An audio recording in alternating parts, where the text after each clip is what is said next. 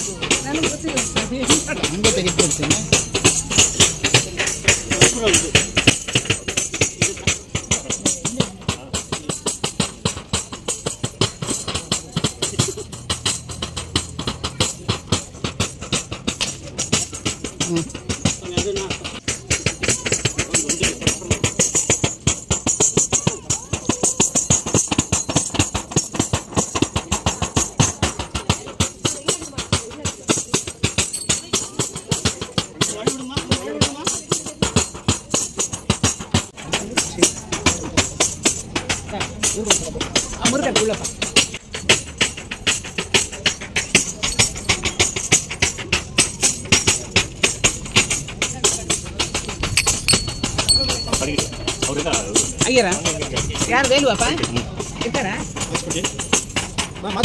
ஓகரா